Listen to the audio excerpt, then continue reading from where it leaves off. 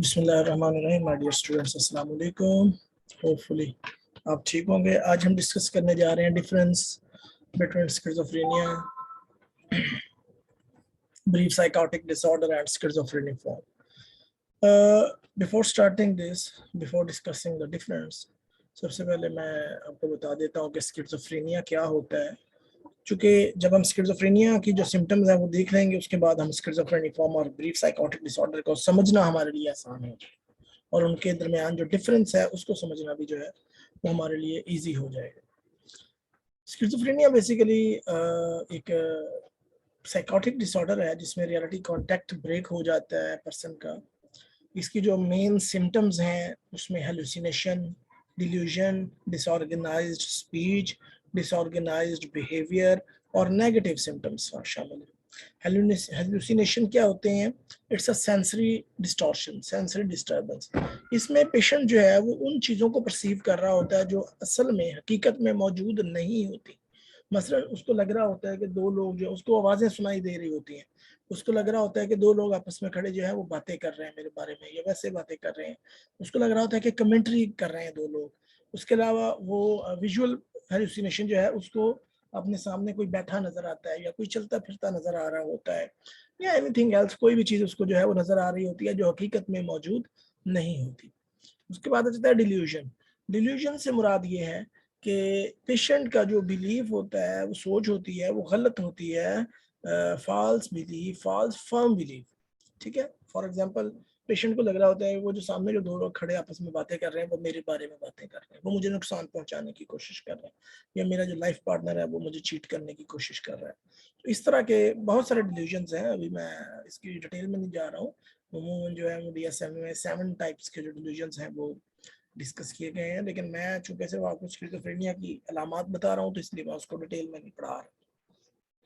आगे आ जाता है डिसऑर्गेनाइज्ड स्पीच। पेशेंट की स्पीच जो होती है वो बहुत डिसऑर्गेनाइज्ड होती है।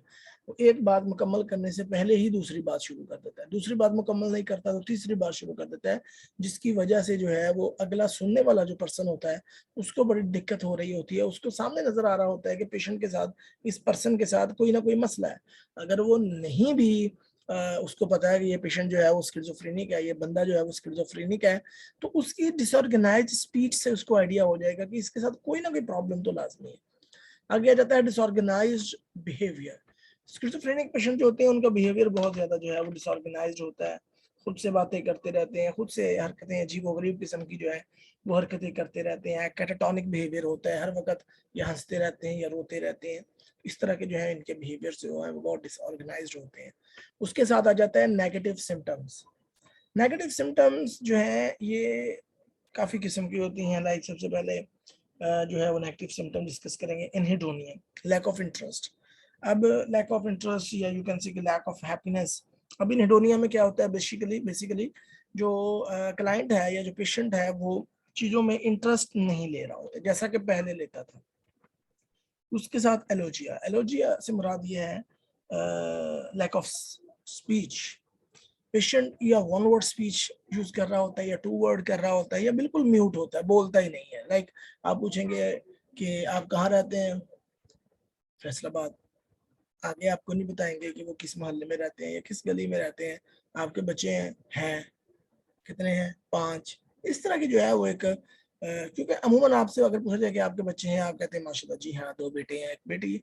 लेकिन इस तरह का पेशेंट जो होते हैं वो कहते हैं जी हाँ, बस यस नो, इस तरह जो है वो जवाब दे रहे होते हैं। उसके बाद इन अटेंशन, आपकी बात पे बिल्कुल भी ध्यान नहीं दे रहे होते। I am discussing now negative symptom of the schizophrenia, जिसमें फिर आ जाते हैं हिडोनिया, आ जाता है एलर्जी, आ जाता है इंटेंशन, आ जाते हैं। इंटेंशन में जो है वो आपकी बात पे बिल्कुल भी ध्यान दे नहीं रहा होता। पर्सन जो है वो, ये पेशेंट जो है वो अपनी ही दुनिया में जो है वो मगन रहता है। Flat effect. फ्लैट इफेक्ट से मुराद ये है कि उसकी कोई जज्बात जो है वो बड़े फ्लैट होते हैं, बड़े सर्द जो है वो जज्बात होते हैं। किसी की डेथ हो जाती है तो उसके चेहरे पे कोई परेशानी नजर नहीं आ रही, और बहुत ज्यादा खुशी की बात है तो भी उसके चेहरे पे कोई परेशान, मतलब कोई उसका जो इंप्रेशन है वो नजर नहीं आ रहा। बिल्कुल फ्लैट जो है उसका मूड होता है। कोएलेशन, लैक ऑफ मोटिवेशन। इससे मुराद ये है कि आपने देखा होगा कि हमारी सबकी जिंदगी में कोई ना कोई गोल होता है, हम किसी ना किसी चीज के लिए जो है वो मोटिवेटेड होते हैं। लेकिन जो स्किज़ोफ्रेनिक पेशेंट्स होते हैं उनकी जिंदगी में मोटिवेशन नाम की कोई चीज नहीं होती। वो उनकी जिंदगी में कोई गोल नहीं होता, कुछ करने की सलाहियत जो है वो बिल्कुल रेडी नहीं होते किसी भी काम को करने के लिए।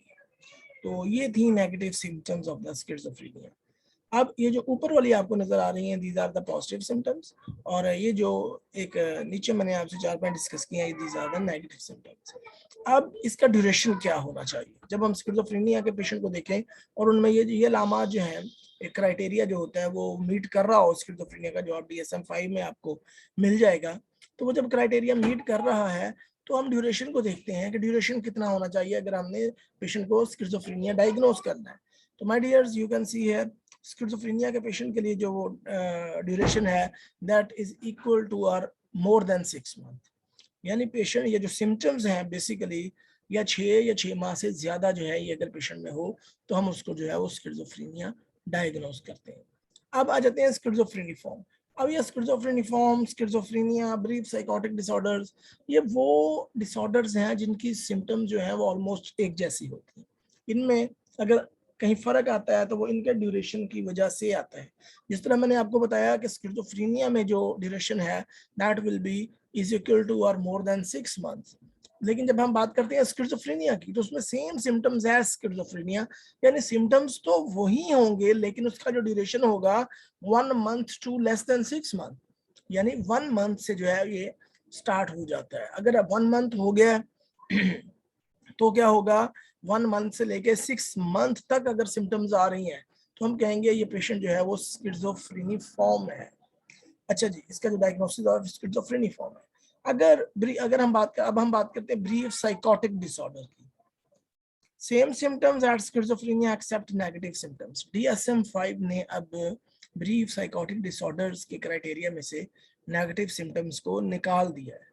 अब same symptoms at schizophrenia, symptoms वही होंगे एक्सेप्ट नेगेटिव सिम्टम्स, और इसका ड्यूरेशन क्या होगा, 1 day to less than 1 month. अगर ये जो सिम्टम्स हैं स्किज़ोफ्रेनिक सिम्टम्स हैं एक्सेप्ट नेगेटिव सिम्टम नहीं होगी, ये जो ऊपर वाले सिम्टम्स हैं अगर ये मौजूद हैं और डिस्टर्बेंस का जो ड्यूरेशन है वो 1 दिन से लेके 1 माह तक है तो पेशेंट को हम ब्रीफ साइकोटिक डिसऑर्डर डिस्कस करेंगे। तो यहाँ हमें ये पता चल गया कि स्किज़ोफ्रेनिया, स्किज़ोफ्रेनिफॉर्म और ब्रीफ साइकोटिक डिसऑर्डर में जो सिम्टम्स होती हैं वो ऑलमोस्ट एक जैसी होती हैं, लेकिन अगर इनमें कहीं डिफरेंस है तो वो इनके ड्यूरेशन में है। ब्रीफ साइकोटिक डिसऑर्डर 1 दिन से लेके less than 1 month, schizophreniform disorder 1 month to less than 6 month, और स्किज़ोफ्रेनिया 6 मंथ और मोर देन 6 मंथ।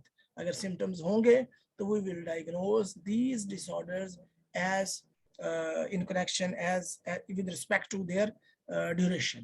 तो ये था आज का जो लेक्चर है हमारा, जिसमें हमने देखा कि स्किज़ोफ्रेनिया, ब्रीफ साइकोटिक डिसऑर्डर और स्किज़ोफ्रेनिफॉर्म में स्किज़ोफ्रेनिफॉर्म, यहाँ पे थोड़ा सा स्पेलिंग की मिस्टेक हो गई, हमने डाला गया 12 चले, तो उस उनमें क्या फ़र्क होता है। तो होपफुली आपको ये लेक्चर समझ आ गया होगा। अगर कोई चीज़ समझ नहीं आई तो you can comment me. Thank you very much. अपना बहुत सारा ख्याल रखिएगा और दुआ में याद रखिएगा। अल्लाह हाफ़िज़।